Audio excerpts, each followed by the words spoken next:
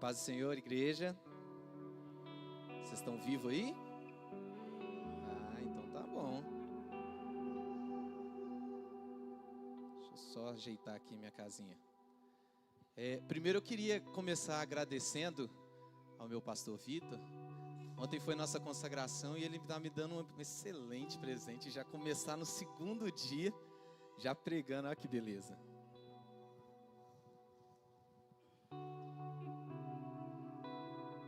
Muito obrigado, meu pastor, você é 10. Gente, queria que vocês abrissem comigo as suas Bíblias em Ezequiel, capítulo 47.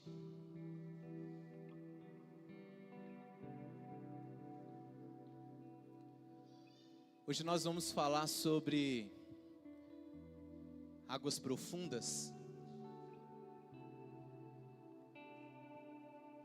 E esse texto falou muito ao meu coração. Ezequiel 47, nós vamos ver até o verso 6. E diz assim: O homem levou-me de volta à entrada do templo e vi água saindo debaixo da soleira do templo e indo para o leste, pois o templo estava voltado para o oriente. A água descia de debaixo do lado sul do templo, ao sul do altar. Ele então me levou para fora pela porta do norte e conduziu-me pelo lado de fora até a porta externa que dá para o leste. A água fluía ao lado sul. O homem foi para o lado leste com uma linha de medir na mão. E enquanto ia, mediu 500 metros e levou-me pela água, que batia no tornozelo. Diga comigo assim: mas ainda não terminou.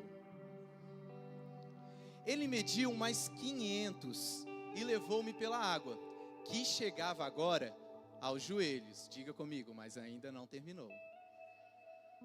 Mediu mais 500 e levou-me pela água, que batia agora na cintura. Diga comigo, mas ainda não terminou. Mediu mais 500, mas agora era um rio que não conseguia atravessar, porque a água havia aumentado e era tão profunda que só se podia atravessar a nado. Era um rio que não se podia atravessar andando. E ele me perguntou: Filho do homem, você vê isso? Levou-me então de volta à margem do rio. Feche seus olhos.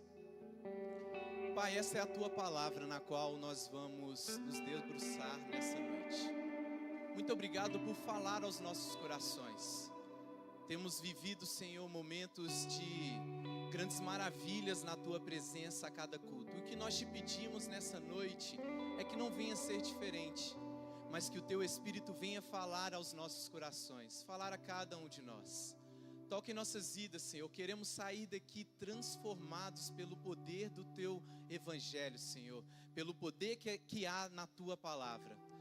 Fala, Senhor, a cada um de nós. Agora, neste momento, tira todas as distrações, para que possamos estar focados naquilo que o Senhor quer ministrar em nossos corações. Espírito Santo de Deus, o Senhor faz morada e habitação em cada coração aqui presente.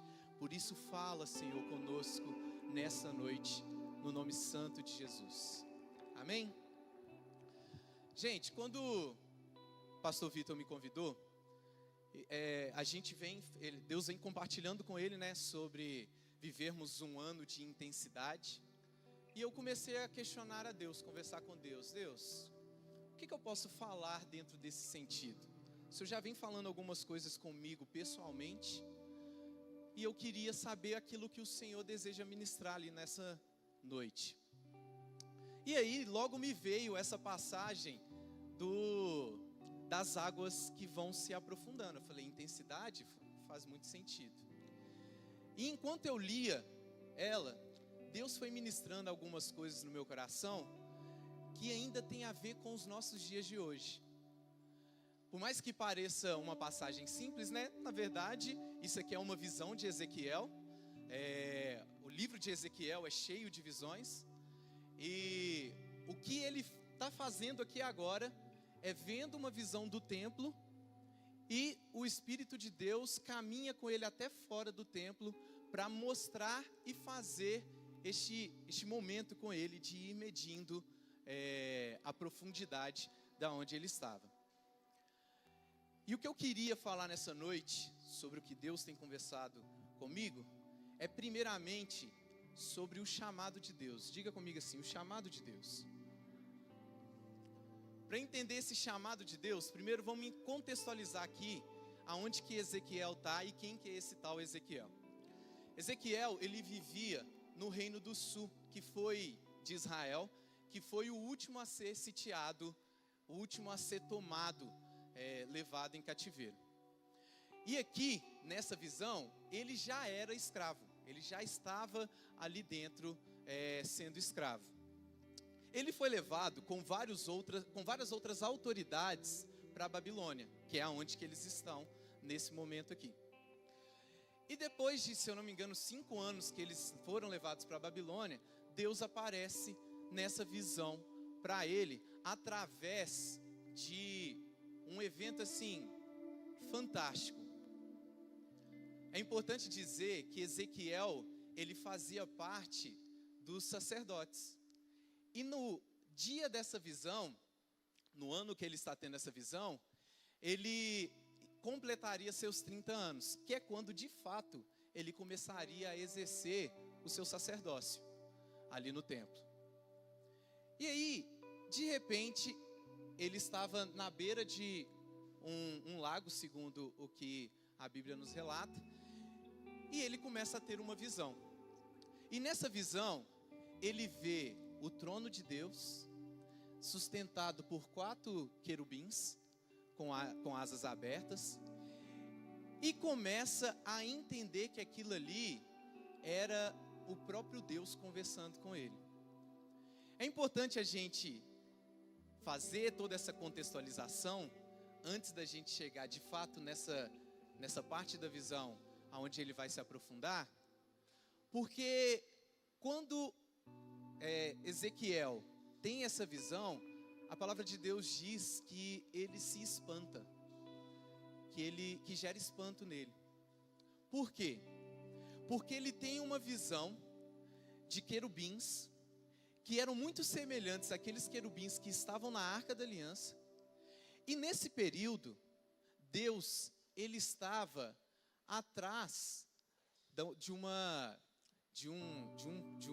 cortina dentro do templo, que era chamado de Santo dos Santos. Não era comum você ver a presença de Deus fora do templo. Então, ele está como escravo, numa terra que era promíscua, e ali ele tem uma visão de Deus chegando até ele. E a Bíblia diz que gerou espanto, pois ele agora estava vendo a presença do Senhor fora do templo.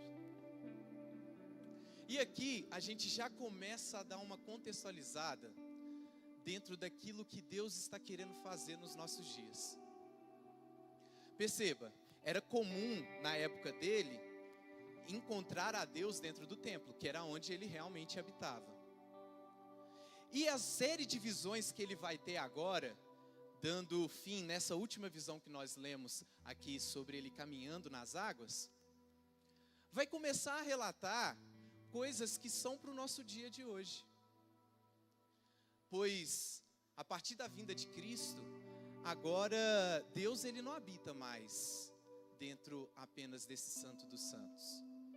Porque a Bíblia diz que quando Cristo foi crucificado, esse véu, ele se rasgou de alto a baixo. E quando ele se rasgou, Cristo falou que enviaria alguém para não nos deixar desamparados. Quem é esse? O Espírito Santo de Deus, que agora faz morada dentro dos nossos corações. E isso é extraordinário. Só que para Ezequiel, isso era algo incomum.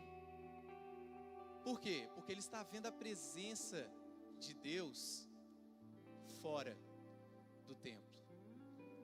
E melhor, ele que era da tribo sacerdotal, que agora estava na idade certa para ser sacerdote, estava encontrando o próprio Deus, mas não era num culto. não era dentro do templo, mas também não era dentro da sua melhor fase, porque ele estava ali como escravo. Isso é importante para a gente nos nossos dias de hoje, porque às vezes a gente espera encontrar a presença de Deus nos nossos melhores momentos apenas. Eu tenho que estar super santo, eu tenho que estar com a minha vida completamente alinhada, aí eu vou encontrar Deus. Cara, você não está escutando a voz de Deus, então eu tenho que jejuar mais, eu tenho que buscar mais. Enquanto essa visão mostra para a gente que o importante não é o lugar que eu estou. O importante também não é só eu estou vivendo o melhor da minha vida no momento. O importante é se eu sei o Deus que eu sirvo.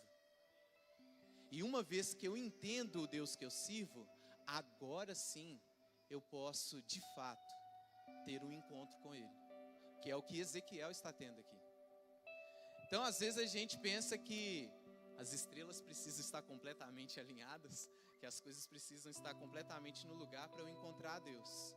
Na verdade não, o que Ele quer é apenas um momento do seu tempo, para aí então se apresentar a você. Só que nós precisamos estar atentos, assim como Ele fez aqui. Porque mesmo em meio à escravidão, ao pecado, ali onde eles estavam vivendo, Deus os chamou no caso Ezequiel, para cumprir o chamado que Ele tinha para a vida deles. Então mesmo em meio, às vezes, à escravidão que o pecado nos gera, Deus Ele nos chama para viver uma grande história conosco, para nos levar e nos incentivar a fazer grandes coisas. Então não é sobre o contexto que nós vivemos, mas sim sobre o que Deus quer fazer nas nossas vidas. E como eu disse, a visão dele causa espanto. Por quê? Porque Deus estava fora do templo, algo comum para ele. Mas Deus Ele não habita mais em templos feitos por mãos de homens. Agora Ele habita no nosso coração. Acho que você não entendeu. Deus Ele habita dentro de nós. E isso é fantástico, isso é extraordinário. E às vezes a gente não para pensar o quanto que isso pode até parecer simples para a gente no nosso dia atual, mas por que isso causa espanto para Ezequiel ali? Porque Deus Ele saiu de um lugar que era completamente santo, um lugar que só as pessoas que eram a nata ali poderiam entrar ali, e eles tinham que estar completamente com a sua vida em dia para poder entrar ali. Então, olha o alto padrão. A gente vê sobre como que é a descrição do templo, então a gente entende que aquele lugar era cheio de ouro, um lugar fantástico. E agora ele começa a habitar no nosso coração. E o que a Bíblia fala que o nosso coração é? Perverso e enganoso.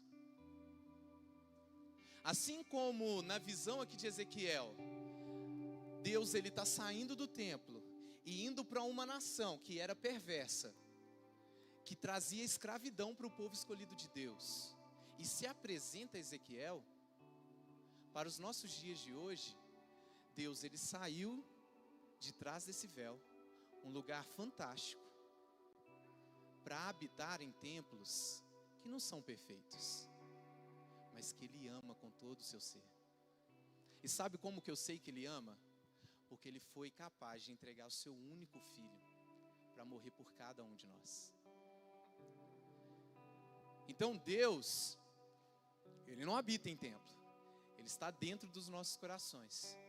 E Ele quer modificar os nossos corações. Ele quer nos levar a ter uma vida transformadora na presença dEle. Mas diga comigo assim, antes de mergulhar, Deus sopra a vida. Se a gente voltar um pouquinho atrás aqui, na verdade, exatamente 10 capítulos atrás, no capítulo 37, nós vamos ver uma continuação da visão. E nessa continuação da visão, tem uma passagem que eu acredito que todo mundo aqui está familiarizado com ela, que é a passagem aonde ele leva ele para um vale, onde tem muitos ossos secos, e ele começa a conversar com Ezequiel para profetizar sobre aqueles ossos secos. É importante enfatizar essa questão dos ossos secos, porque não eram cadáveres que tinham acabado de morrer. Se os ossos já estavam secos, é porque já não tinha músculo, já não tinha carne, não tinha resto nenhum ali. Mas Deus leva ele até esse lugar, num vale, que é um lugar de depressão, e fala com ele: tá vendo esses ossos?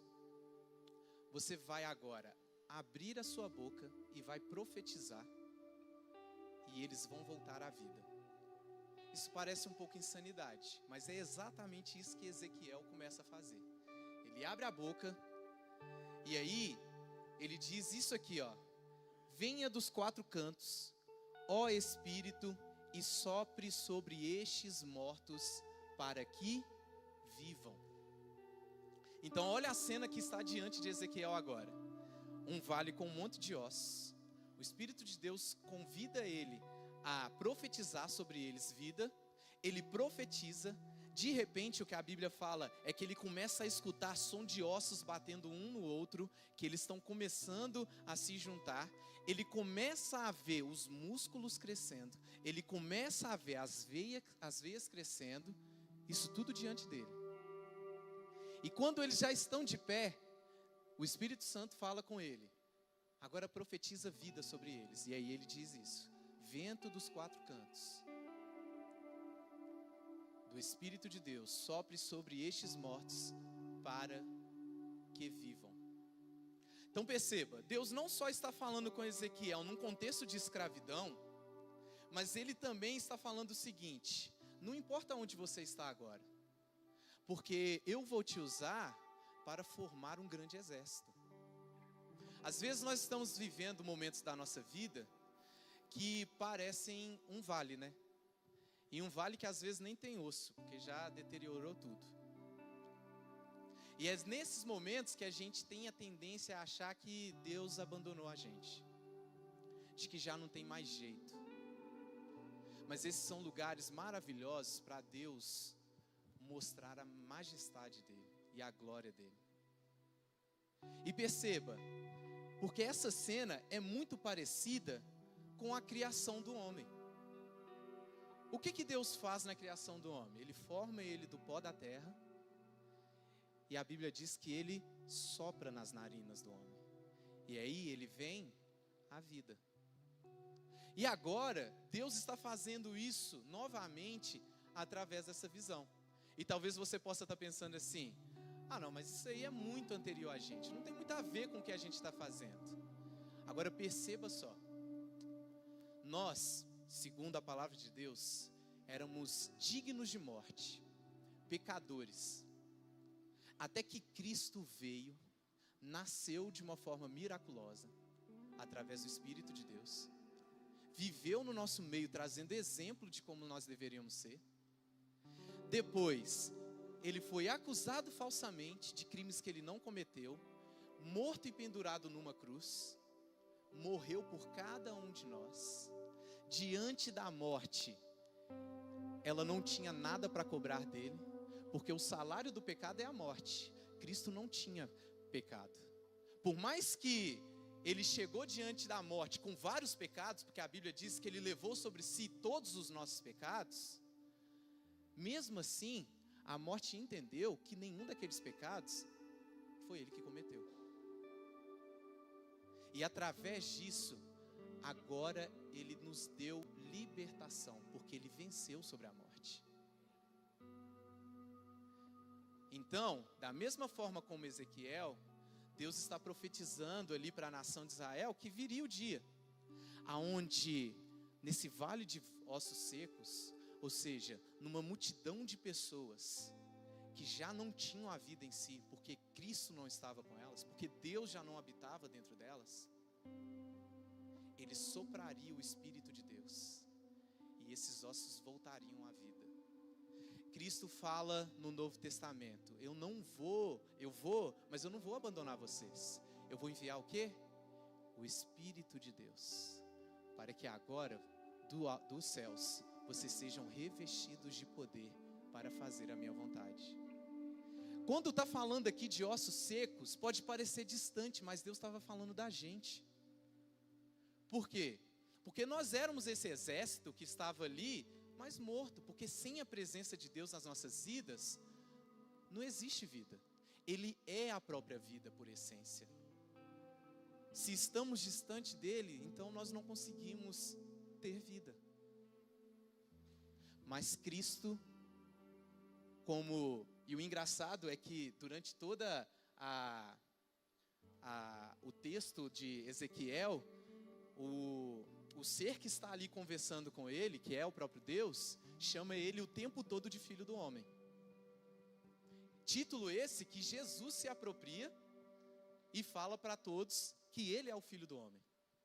Então, da mesma forma como Deus fala aqui para o Filho do Homem soprar sobre aquele vale de ossos secos, para que eles voltassem à vida, Jesus é o Filho do Homem, encarnado, o Verbo que se fez carne por cada um de nós e que soprou o fôlego de vida novamente nas nossas vidas. E hoje nós podemos e temos liberdade com Ele. Amém? Deus, Ele está chamando a gente para que a gente saia dessa vida de morte, dessa vida de pecado. Mas não é porque Ele está preocupado, não é que Deus inventou um conjunto de regras insanas e agora está querendo que a gente siga. Não, é porque cada passo de lei que Ele entrega para a gente só está dizendo o seguinte: eu sou santo, e o propósito que eu sempre quis para nós dois é que nós nos relacionarmos. Para nós nos relacionarmos, eu preciso que você também tenha santidade. Só que você não consegue por si só. Mas eu vou enviar do céu o Espírito de Deus, que vai te capacitar diariamente a ser santo como eu sou. Se hoje nós temos relacionamento com Deus, não é por aquilo que a gente conquistou. Não é porque eu sigo muito bem à risca um conjunto de regras. É porque Cristo morreu numa cruz, ganhou esse direito por mim e enviou o Espírito para trazer vida a esse vale que antes era apenas morte, apenas ossos secos. Apesar de que eu ainda estou meio no osso.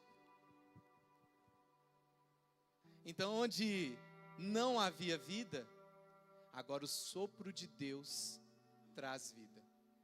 Porque o Filho do Homem soprou a vida em nossas narinas. Então, assim como Deus, lá no Éden, criou a humanidade para se relacionar e soprou o fôlego de vida nessa humanidade, para que eles tivessem um relacionamento genuíno com Deus, agora, mesmo caídos, mesmo em estado de escravidão nesse mundo, Ele deixou a sua glória, veio até nós e de novo soprou vida em nossas narinas. E hoje nós somos chamados filhos de Deus. E aí a gente chega então, dentro desse momento, desse finalizar da visão aqui. Como eu disse, a visão é Deus mostrando todas as partes do templo para Ezequiel. E aí, quando ele termina de mostrar todas essas partes, ele leva ele para fora do templo. E ele entende que estava jorrando ali muita água. E essa água vai descendo. E na medida que essa água vai descendo, ela vai desaguando em lugares. E nesses lugares que ela vai passando, é como se a vida fosse florescendo. O texto ainda vai dizer que esse rio, ele vai desaguar ali no que a gente chama hoje de Mar Morto. Porque lá, a densidade do sal é tão grande que não tem como ter vida ali dentro. E o que a Bíblia relata é que na medida que essa água vai entrando no Mar Morto, a vida vai florescendo lá dentro novamente. Então esse é o contexto que ele está tendo dessa visão. E aí, perceba, este Deus pega uma corda de medir, traz ele para a beira desse lago e começa a entrar rio adentro e vai medindo. E aí a Bíblia diz que ele andou quanto tempo? Quantos metros? 500 metros, que dá meio quilômetro. Então, primeiro, após caminhar meio quilômetro, as águas ainda estavam aonde? Aonde? Mas diga comigo, este ainda não é o final. Ainda não terminou aqui. Então ele andou 500 metros, que dá meio quilômetro. E as águas ainda estavam batendo no seu tornozelo. Às vezes a gente pensa, principalmente na nossa cultura de hoje, aonde a tecnologia facilitou demais a informação. E as coisas são muito práticas e a gente sempre está com informação ali. Hoje, você carrega na sua mão, uma criança carrega na mão dela, muito mais conhecimento do que grandes filósofos que são bem reconhecidos aí para trás. Por quê? Porque hoje a gente tem acesso à informação muito rápida. Hoje a gente tem acesso às coisas muito rápido. Só que ter acesso às coisas muito rápido, às vezes nos leva a entender que as coisas também serão conquistadas de forma muito rápida. Mas olha só, eles andaram meio quilômetro até dentro do lago e as águas ainda batiam no tornozelo. Aí o texto continua.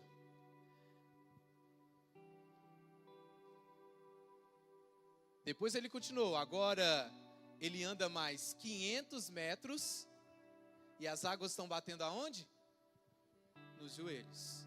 Então perceba, agora eles caminharam 1 quilômetro para dentro daquela água e as águas ainda estão batendo nos joelhos. Mas ainda não terminou. Eles andam mais 500 metros e as águas chegam aonde? Na cintura.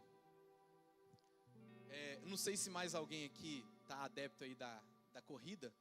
Pastor Vitor e o Vitão estão aí na firme e forte. Não sei se você já chegou a caminhar ou a correr aí 1 quilômetro ou 1,5 quilômetros. É muito chão. E depois de caminhar tanto tempo assim dentro das águas, as águas ainda batiam aqui. E percebam, o ser que está com ele aqui, que é o próprio Deus, ele não para nesses momentos. Ele só fala, mediu 500 metros, está batendo aonde? Está batendo aqui. E continua.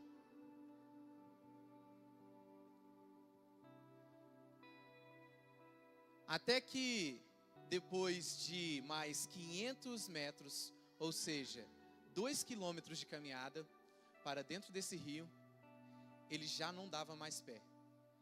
E o que a palavra de Deus diz é que já não dava para andar mais, porque eles não davam pé, não tinha como caminhar. E é nesse momento que nós perdemos o chão. É nesse momento que as coisas fogem do nosso controle. É nesse momento que estamos em uma vida de intensidade com Deus. Então perceba, enquanto ele caminha apenas meio quilômetro, está tudo sob controle. Ele ainda consegue ter a firmeza nos seus pés. Ele caminha mais meio quilômetro, dando 1 quilômetro no total, e ele ainda está sob controle. Ele ainda consegue caminhar ali normalmente. Ele caminha mais meio quilômetro e ainda está tudo sob controle. Mas quando ele avança mais, já não dava para ir mais profundo. Porque a partir dali só dava para atravessar se fosse nadando. Agora já não dependia mais dele.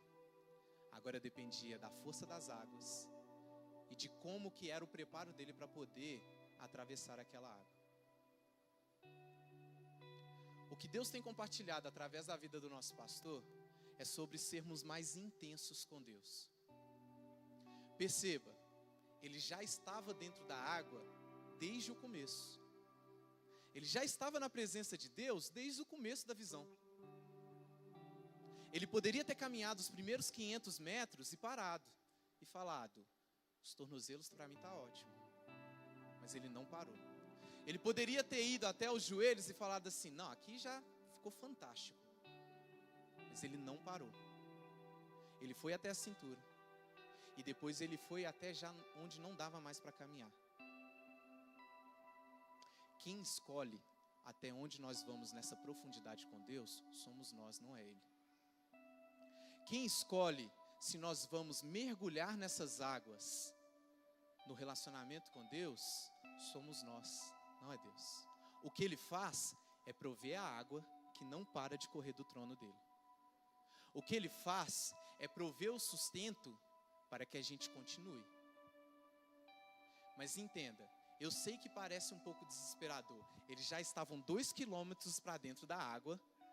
E ali, cara, não sei se eram águas tão tranquilas assim. Mergulhar nessa água pode parecer meio desesperador. Se olhar para trás, não enxergar uma praia, não enxergar nada. Só que é nesse lugar que Deus quer que a gente esteja.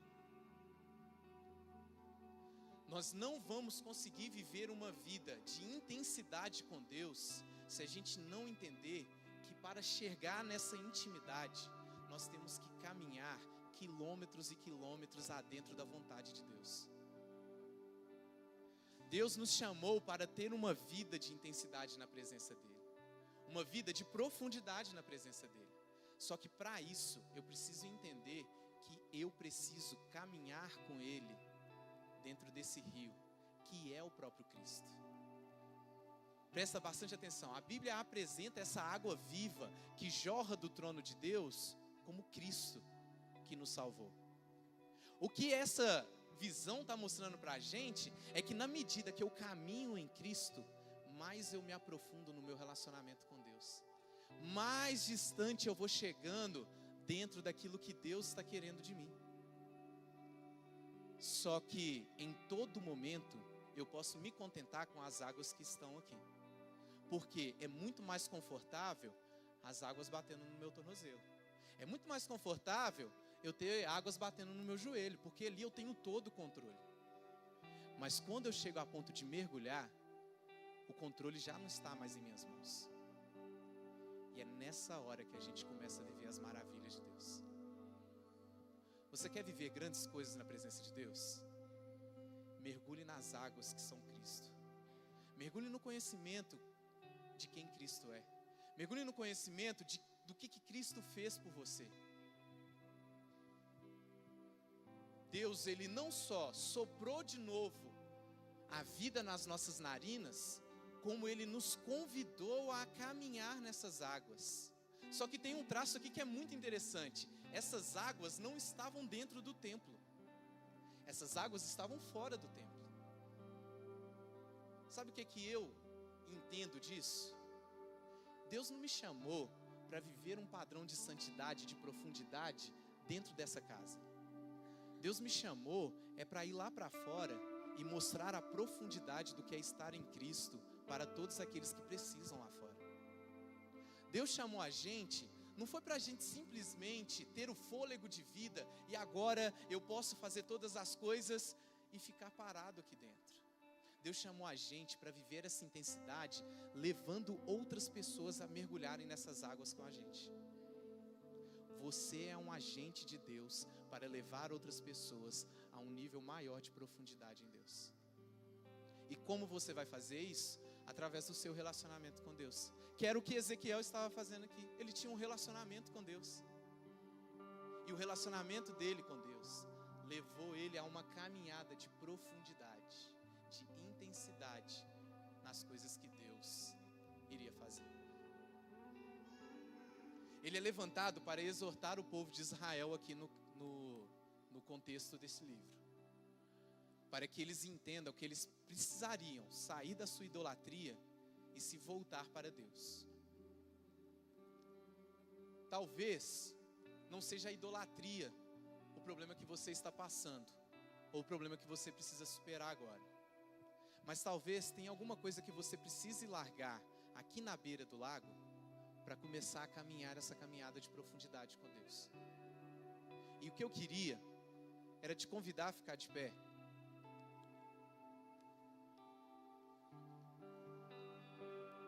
E começar a pensar nisso que pode ser, talvez, um empecilho de você continuar essa caminhada, continuar se aprofundando nessas águas de Deus. Talvez o receio de ir além, talvez o medo de perder o que já tem, sejam empecilhos. Talvez o medo de não ser bem visto lá fora pela roda de amigos que eu tenho, seja um empecilho que não me permite ir me aprofundando. Mas acredite, Deus ele tem muito mais para fazer nas nossas vidas. Você só precisa topar essa jornada de se aprofundar na palavra dele. Então eu queria que você colocasse aí no seu coração uma reflexão. Deus, tem alguma coisa que está me impedindo de continuar caminhando essa jornada de profundidade com o Senhor? Me mostra se eu estou parado aqui nas águas que dão nos tornozelos. Me mostra se eu estou parado nas águas que estão dando apenas nos joelhos. Se as minhas águas estão indo até a cintura. Se eu estou estagnado em alguma dessas partes, me leva a um caminho de profundidade contigo, aonde eu não vou dar mais pé, aonde eu vou depender somente do Senhor, aonde é apenas a tua mão que vai me sustentar. Pai, nós somos gratos a Ti por este privilégio de estarmos na Tua casa, bendizendo o Teu santo nome, glorificando a Ti. Muito obrigado, Deus, por se revelar a nós e por ter morrido naquela cruz, ressuscitado por cada um de nós e soprado o Teu fôlego de vida novamente em nossas narinas. Nós não éramos merecedores, mas o Senhor nos tornou merecedores novamente através da cruz de Cristo. Deus, talvez exista em nossos corações, talvez exista em nossas vidas empecilhos que nos impedem ainda de continuar caminhando, Senhor, quilômetros e quilômetros adentro dessa água que é Cristo Jesus. Talvez tenha coisas nas nossas rotinas, Senhor, que estão ainda nos impedindo de irmos além daquilo que o Senhor tem pedido e esperado de cada um de nós. Mas mesmo hoje, dentro das nossas prisões, Pai, o Senhor se apresenta a cada um de nós e nos leva a uma caminhada de profundidade contigo. Por isso, Senhor, muito obrigado por nos libertar. Talvez o que nós precisamos entender não é que nós estamos presos, mas é que às vezes a nossa própria mentalidade nos escraviza e nos trava. Que os medos e os temores, Senhor, que a nossa cabeça, que o nosso coração gera, não venham ser a prisão que nos impede de caminhar essa caminhada de profundidade contigo, Deus. Arranca de nós tudo aquilo que tem nos impedido de ir mar adentro e viver essa profundidade na Tua presença. E Deus, quando chegarmos nesse estado mais profundo, aonde já não temos mais o controle das coisas, que possamos olhar para os céus e entender que todo o controle está nas Tuas mãos, e que não existe onda alguma que vai atrapalhar o nosso relacionamento contigo. Não existe mar revolto algum que vai nos atrapalhar de viver essa intensidade contigo. Não existe, Senhor, oh Pai, animal algum, monstro algum que vai surgir e que vai nos impedir de termos um relacionamento mais profundo contigo. Trabalhe em nossos corações para que possamos viver a intensidade do Teu reino, para viver a intensidade que a Tua palavra fala através das nossas vidas. Trabalhe em nossos corações, fala conosco, Senhor, e ajuda-nos a entender os Teus propósitos das nossas vidas, Deus. No nome santo de Jesus, Tu és santo, Pai.